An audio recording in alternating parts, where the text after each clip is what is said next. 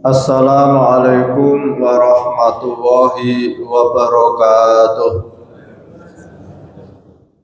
Al-Fatihah. A'udzu billahi minasy syaithanir rajim. Bismillahirrahmanirrahim. Alhamdulillahi rabbil alamin. Ar-Rahmanir Rahim. Maliki yaumiddin. Iyyaka na'budu wa iyyaka nasta'in. Ihdinas siratal mustaqim. Siratal ladzina an'amta 'alaihim ghairil maghdubi 'alaihim waladdallin. Amin. Bismillahirrahmanirrahim. Su'batur rabi'atu wal khamsuna. Tegese cabang iman kang kaping 54. Iku wiran ing Allah Subhanahu wa taala. Wis ngendika Gusti Rasulullah sallallahu alaihi wasallam, al haya'u minal iman. Ana dene wirang iku saking iman. Ngendika malih Gusti Rasulullah sallallahu alaihi wasallam, padha wiranga sira kabeh ing Allah kelawan hakul haya, tegese bener-bener wirang. Monggo matur ba'du sahabat, kula inggih wirang ing Allah. Monggo ngendika Gusti Rasulullah sallallahu alaihi wasallam, ana dene sak temen-temene wong kang wirang ing Allah kelawan hakul haya, kelawan bener-bener wirang iku mongko arep ngreksa sirahe sarta sak penganggone sirah, lan arep ngreksa wetenge sarta sak penganggone weteng, lan arep ngreksa verjine, lan ngreksa sikil lorone lan tangan lorone, lan arep iling mati lan iling bakal bosok ing dalem kubur.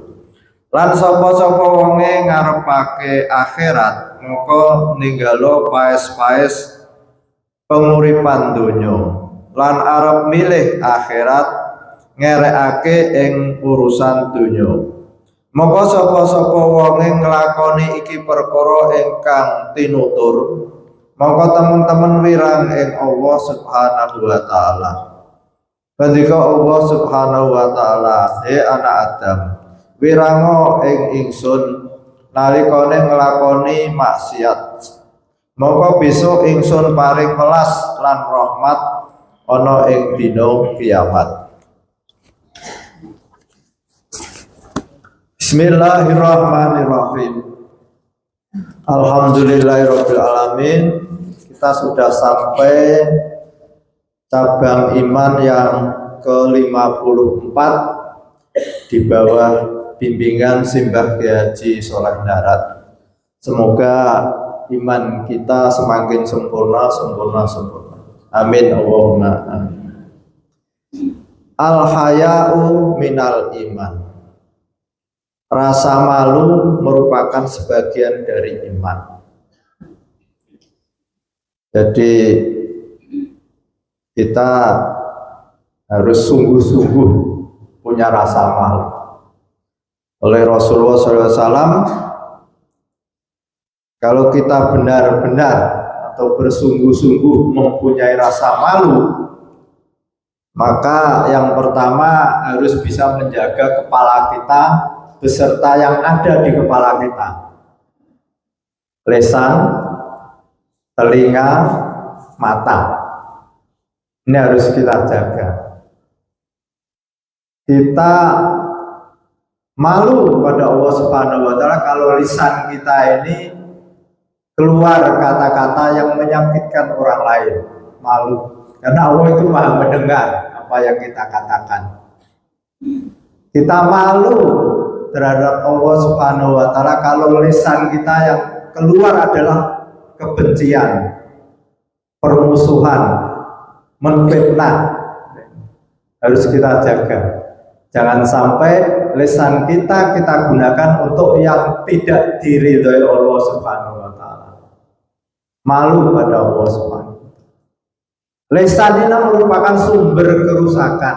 Kalau kita tidak gunakan untuk amar ma'ruf nahi munkar dan berzikir pada Allah Subhanahu wa taala.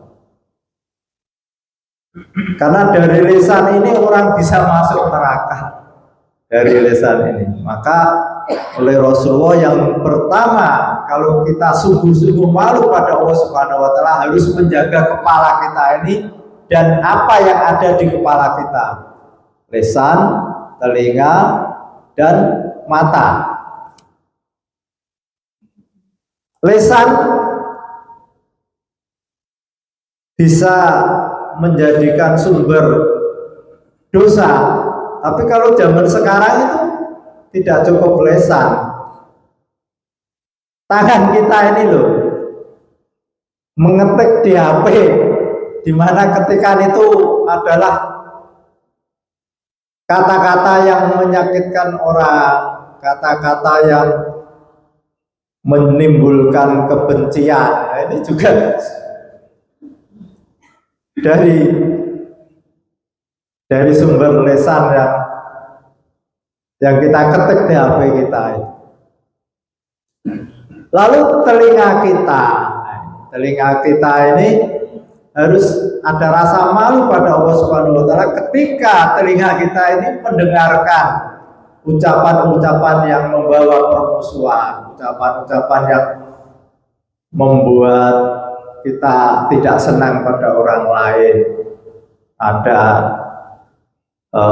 umpatan-umpatan aib orang lain yang diceritakan pada kita dengarkan, maka kita bersekutu. Maka ketika ada orang menceritakan kekurangan atau aib orang lain, kita pergi saja. Kalau tidak, kita hentikan, karena itu akan menambah kotoran dalam hati kita.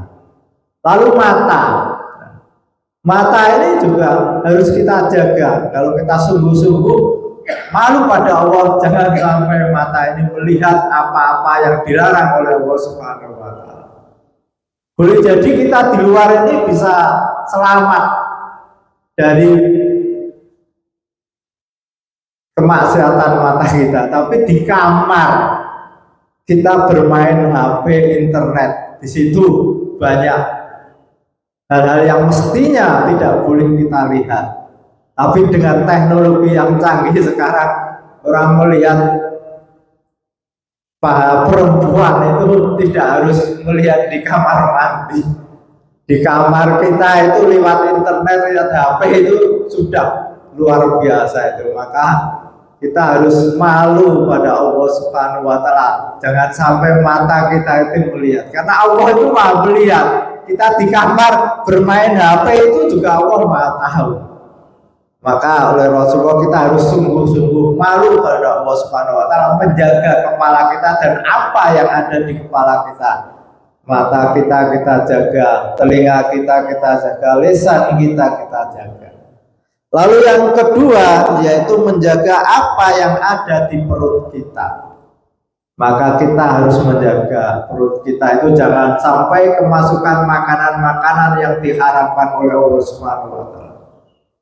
Kita tidak memberikan makanan perut kita dengan hasil menipu, dengan hasil korupsi. Kita tidak boleh makan daging babi karena itu jelas dilarang oleh Allah Subhanahu wa taala.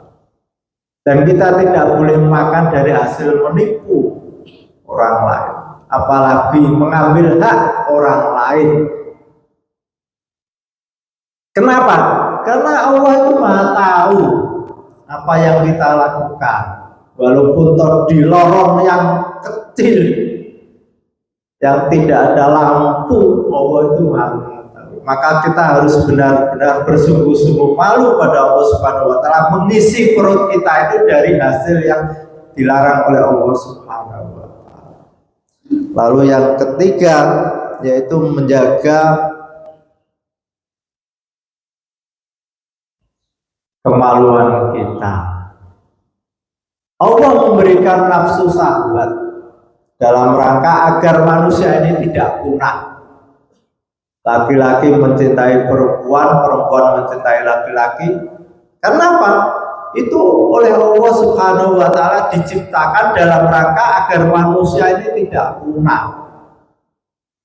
Kalau manusia tidak diberi nafsu syahwat oleh Allah Subhanahu wa Ta'ala, maka habislah manusia ini, tidak ada generasi berikutnya. Maka Allah dalam rangka melestarikan umat manusia di dunia ini, maka diberilah nafsu syahwat. Tapi Allah juga Maha Pengasih, Maha Penyayang. Allah memberikan nafsu syahwat ini juga memberikan jalan keluar untuk memanfaatkan nafsu syahwat itu. Ada yang halal, yaitu dengan pernikahan. Tapi sebagian orang yang beriman, ada yang halal, kenapa harus mencari yang haram? Maka kalau kita benar-benar bersungguh-sungguh malu pada Allah Subhanahu wa Ta'ala, Allah telah memberikan jalan yang halal. Kenapa harus mencari jalan yang haram?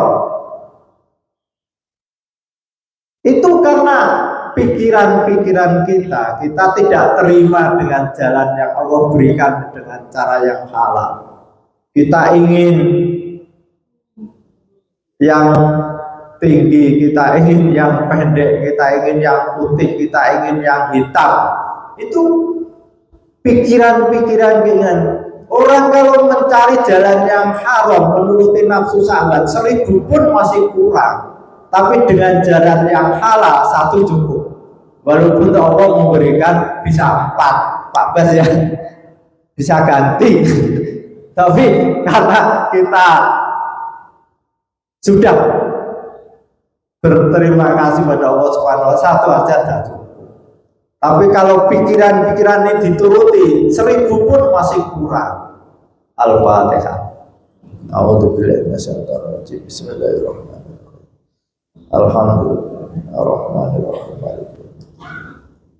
Iyyaka na'budu wa iyyaka nasta'in. Ihdinas siratal mustaqim. Siratal ladzina an'amta 'alaihim ghairil maghdubi 'alaihim waladdallin. Monggo kalau ada pertanyaan, ibu-ibu boleh, bapak tidak ada pertanyaan. Ada, monggo.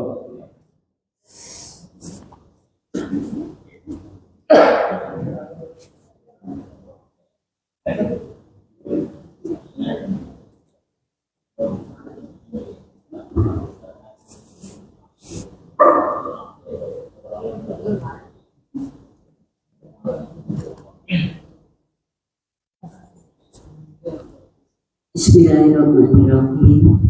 Assalamualaikum warahmatullahi wabarakatuh. Waalaikumsalam warahmatullahi wabarakatuh. Saya Pusatono mau tanya lagi nih Pak. Ini soal sholat ini Pak. Sholat yang ibu-ibu saya mewakili ibu-ibu yang sholatnya sambil duduk di kursi, dan yang benar itu yang mana, yang duduk terus berdiri atau yang duduk terus tidak berdiri, duduk berdiri gitu Pak, yang sama itu.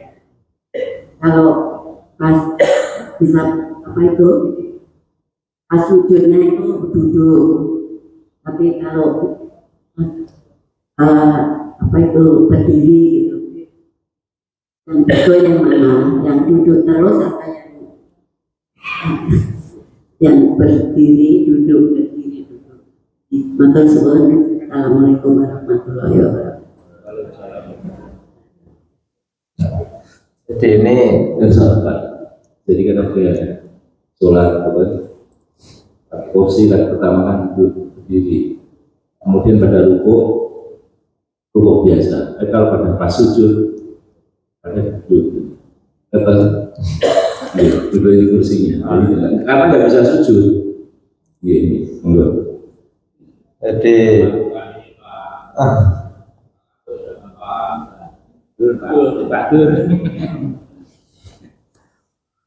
jadi sholat itu kan idealnya memang harus berdiri.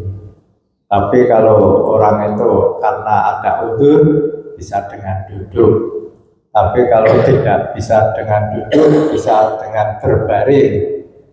Dan kalau tidak bisa berbaring, bahkan dengan mata pun, pokoknya itu ada tingkatan-tingkatan. Jadi ketika seseorang itu tidak bisa berdiri, bisa duduk.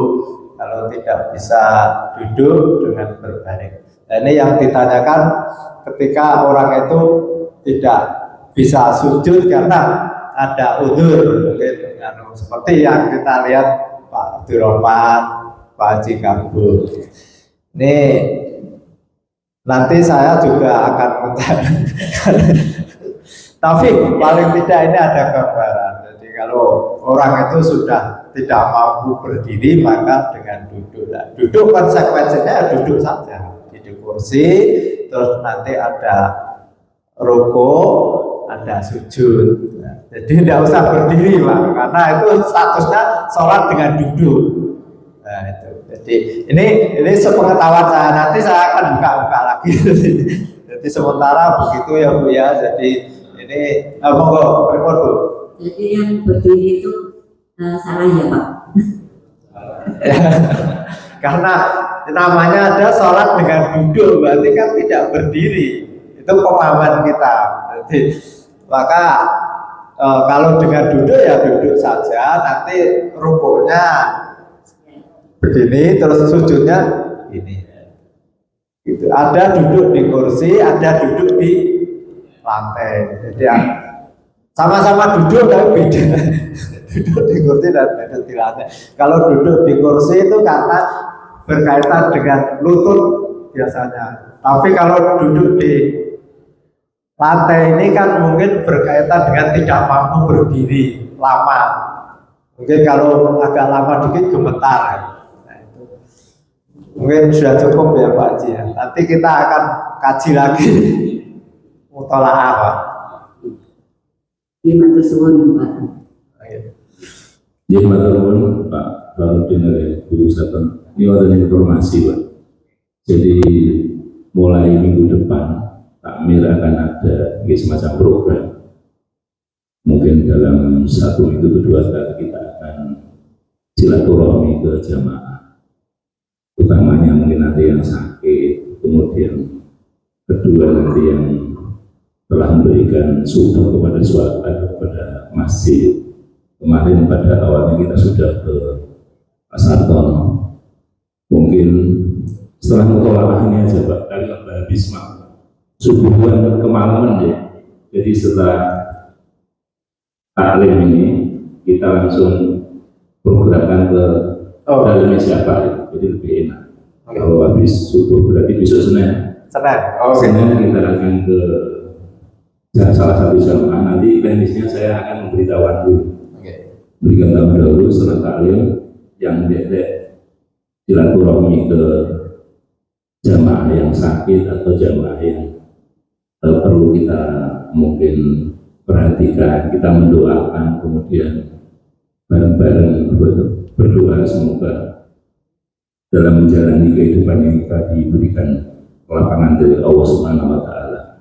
Jadi tidak hanya yang bersangkutan sakit, bisa jadi orang tuanya, bisa jadi istrinya, bisa jadi anaknya yang sakit, nanti kita silaturahmi sana mendoakan.